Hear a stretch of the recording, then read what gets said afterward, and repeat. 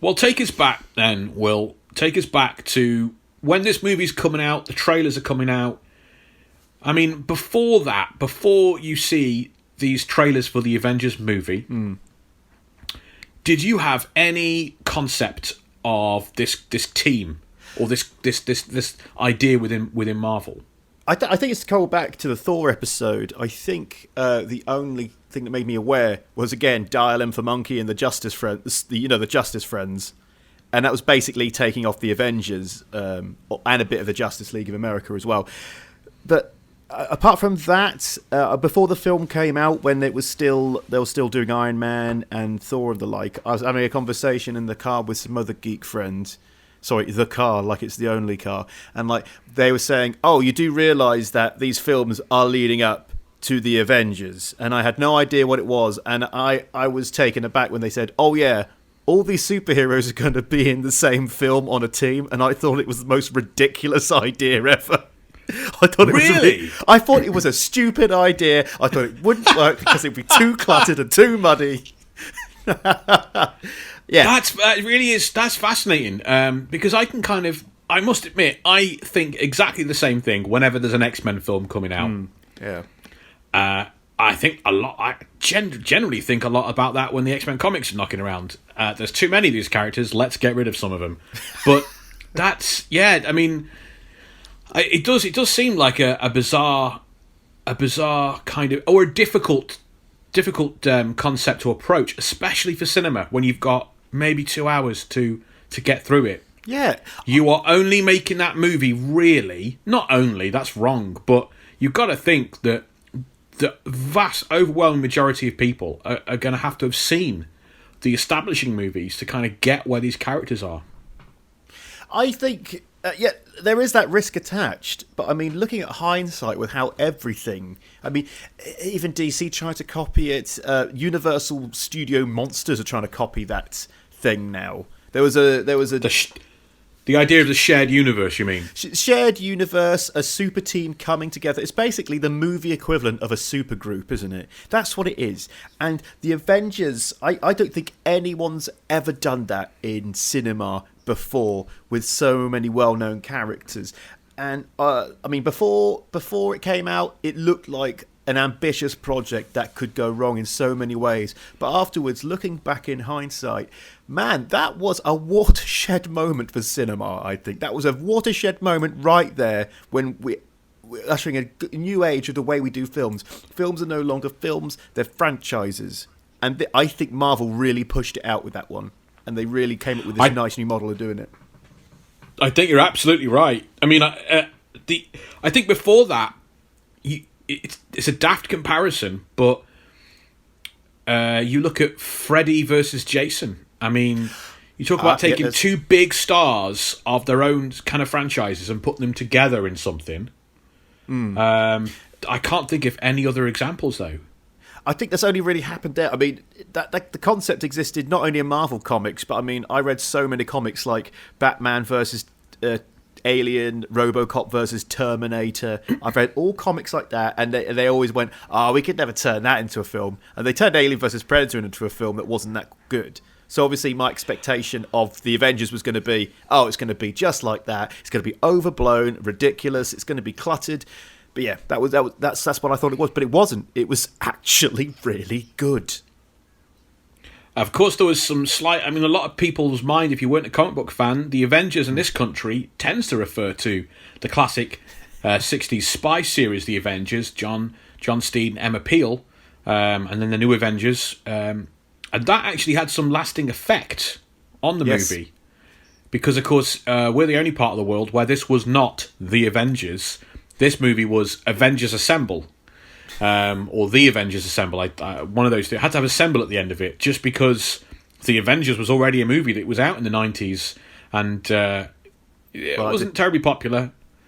I think... No, I don't know. No, it wasn't that film. It was the League of Extraordinary Gentlemen film that caused Sean Connery to go, nope, not doing films anymore. I will defend the Avengers big picture movie, with Sean Connery as the bad guy. I'm not saying it works 100%, but it's got some lovely flares in it. like all the kind of Bond-esque supervillain types Yeah. who sit around a table all wearing giant teddy bear costumes to hide their identities. There's some fun stuff in that movie. It's definitely worth getting ripped and rewatching on a Friday night in lockdown.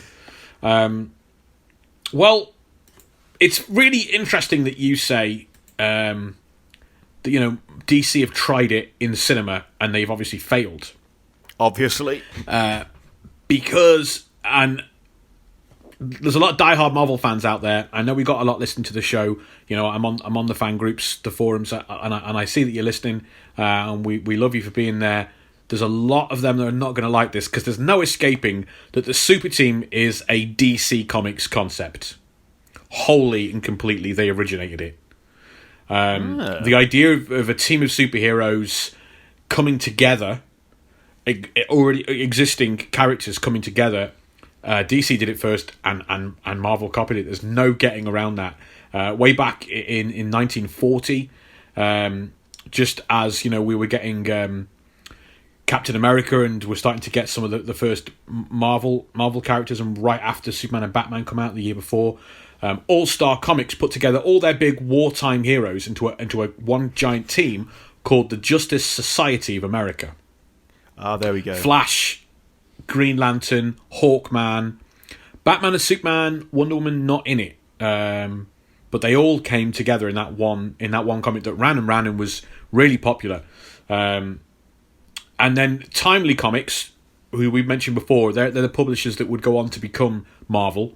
They did the same thing in the 40s, around 46, with all their World War II heroes. The All Winners Squad, it was called. And that had Captain America and Bucky, the Human Torch, the Whizzer. The Whizzer? The Whizzer. He who whizzes. He's like the Flash. He's really, really quick. He whizzes about. He's the Whizzer. I thought you meant like he's really good at public defecation. That's exactly what it sounds like, yeah. He's really Also, fast at weeing on walls. His costume is entirely urine yellow. Is the only way to describe it. There's a lot of rich subtext to be read into there, isn't there? The All Winners Squad, they were created by, amongst a couple of other people, Bill Finger. Bill Finger's one of the creators of Batman. Bill Finger.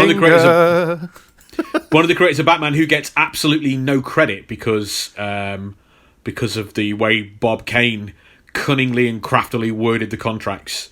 So Bob Kane is officially recognised as the creator of Batman, but if you talk about the vast majority of what you associate with Batman, Bill Finger came up with all of that. So yeah, he was one of the creators of the All Winners Squad, and because superheroes were in a massive decline after the Second World War, they only made a few appearances, didn't take off, and that was the end of the All Winners Squad.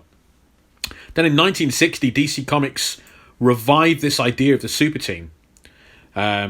They put all their popular characters together in the Justice League, kind of an updated version of the Justice Society. Big success. And one day, the head of DC Comics, Jack Leibowitz, is playing a game of golf with the head of Marvel Comics, Martin Goodman. And that golf game inadvertently and accidentally creates the Marvel Universe. Jack Leibowitz is bragging about how popular the Justice League is. So what's your boy Marty Goodman do? He immediately gets on the phone, he calls his cousin Stan Lee, and he says, Stan, I think these Super Team books are going to be big. We need to have one. You got to create a team book like the Justice League. And that's the directive in 1960. Now, because Stan Lee and Jack Kirby, they kind of can't help themselves. They can't do things. They don't seem to be able to follow a format, right? They're the Shakespeares of the 60s. They just can't help themselves but reinvent the wheel. So they don't copy the Justice Society and the All Winners Squad and the Justice League. They create something that's never been done before. They create the Fantastic Four. Yes, it's a team book, but unlike anything else, this is about a family who fight and argue and are racked with guilt and grief, and they're disfigured, and they are not what you'd expect to see in the Justice League. It's not what Marty Goodman was. Sorry to interrupt. All I'd say with the Fantastic Four, I've noticed, is they're a single entity almost. You never have them on their own in a comic. I've never known them to be on an adventure. I haven't read Marvel comics, but I've never heard of any sort of like, they made a spin-off where it's just the Thing on his own for a while. Has that ever happened? Because they just seem to be 18. Yes, lots of times, especially with the Thing. Oh, for God's sake! The Thing's been the star of it. Yeah, the Thing was a star of his own series for a long while, and they've also joined various other teams. Like they've been members of the Avengers a few times and things like that. But yeah, it's because they're a family, and that's where their strengths lie. So that I know what you mean, though.